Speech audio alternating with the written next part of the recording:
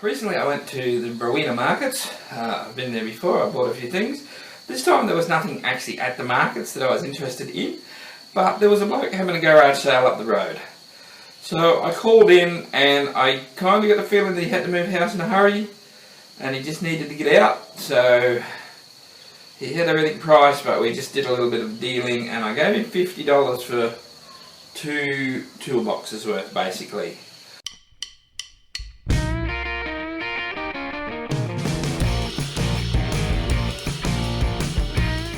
So the first toolbox had pretty much this stuff in it.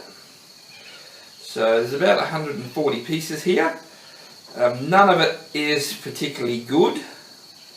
I will use these. I mean, I have a lot of vice grips, but these have had a bit of a modification done. I'd say it's so you can hold things and drill them, so they will come in handy. I also don't have many spanners bigger than 19 or 3/4, so these will be useful. I've got a 13/16, a couple of 1 inches and 1 inch and 1/8. Not that I've really got anything to use that sort of stuff on, but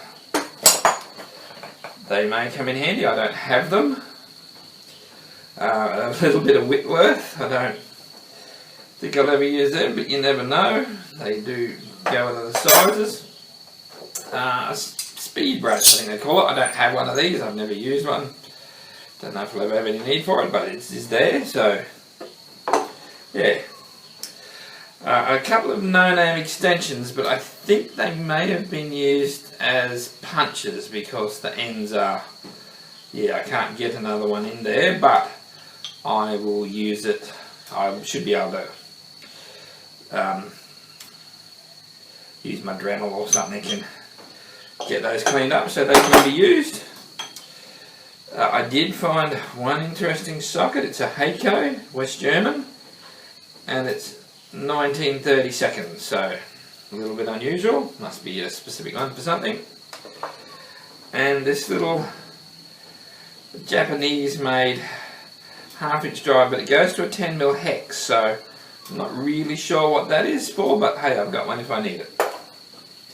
Apart from that, yeah, most of that's just pretty. There's a couple of name brands, but most of them are just rubbish. But I've got nearly a full set here, well more than a full set, so I'll be able to do a full set of metric. I might keep that in the other side of the shed or take it to work and put it in my truck. I've got a few bigger sockets here. I do have big sockets with, I've got a 3/4 kit, so I've pretty much got everything I need with them, but they could be a bit interesting. One thing I did like, I've got some very thin 13 and 14mm spanners. Unfortunately there's only 2 of them and they're both 13 and 14, which is a bit annoying. But yeah, I like thin spanners. Every so often you do need to do something where you just can't use a normal spanner. So all this stuff here was pretty nice. But there was more that came with it, so I'll just clear this up and then we'll have a look at the rest. Alrighty, so this is the rest of what was in the lot I got. Now of course initially my eye was drawn to the footprint here. He had $10 on it, but as I said I got the whole lot of this for $50. I sort of put this aside and then I looked at the other stuff and I didn't even notice that it had been welded on that side, and you've got to ask yourself, who the hell could snap a footprint there?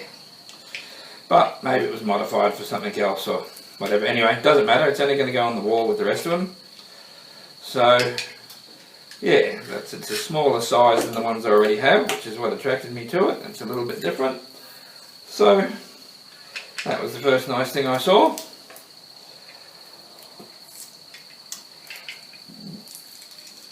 The main thing that struck me, and I'll come around and show you the markings on this. Now I had no idea what this was, but let me get him into focus there.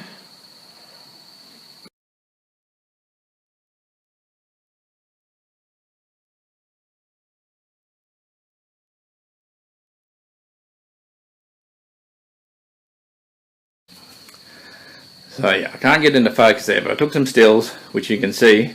I think it says A's Vetco, made in Brisbane. So I was pretty excited about that because it's not too often you find an Australian made tool. I could not find anything about what it was. Then I asked a bloke who I know has a bit to do with museums and historical displays, and he informed me that it's an ear notcher for marking a calf. So a little less exciting than I thought it would be. Not something I'd ever use. I tried to look up A's Vetco and ear notcher and all that, and all I found out was that it is actually illegal for me to own this because it's not registered in my name. So yeah, I don't know how you go with that. I don't think it'll ever cause me an issue. I was at the Wandai second hand shop on the weekend and he had them for about $80 each, so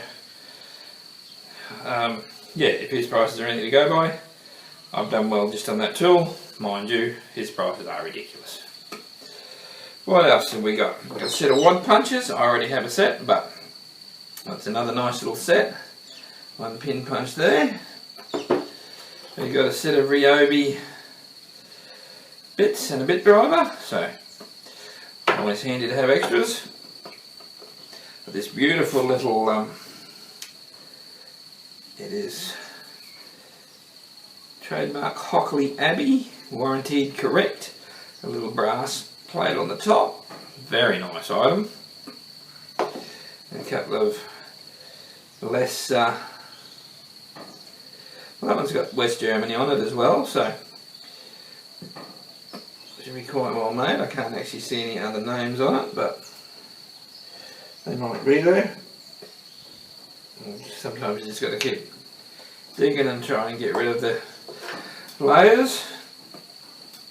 And that just looks like a little cheapy to me, little aluminium level, but still usable. Little handsaw, I don't think there's any particular quality to that. The handle, it's wood, but it feels quite light. A nice chisel. Doesn't appear to have had too much use, so I'll clean that up. That will be a good thing. I do like chisels. I couldn't see any name on it, but maybe when I clean it up. And I don't know, a perforator, I guess. Yeah, that's quite an old item. You can tell. So I don't think I've got any use for it, but it will go on the wall of old items.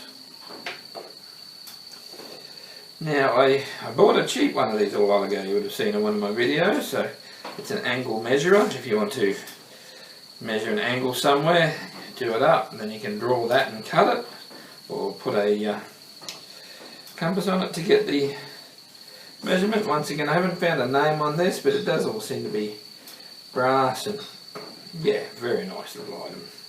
Once it's all cleaned up, might make a difference. A couple of crappy old Stanley chisels, and these are stuffed.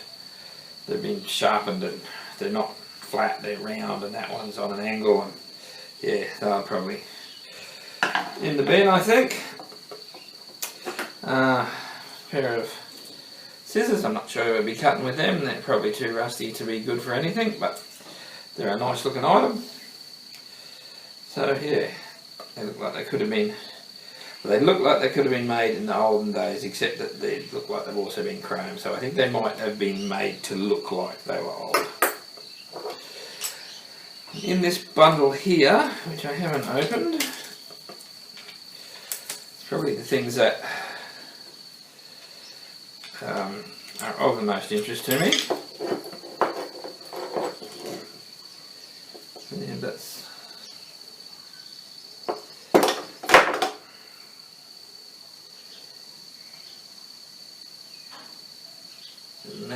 just so Matheson. And it looks like a cross between a screwdriver and a spade bit, so yeah, it's come out of there. And maybe it's some sort of awl.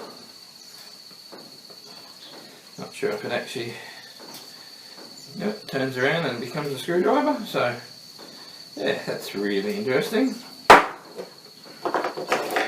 And this gorgeous little hammer. I kind of had to have this. And it's so delicate, so well forged.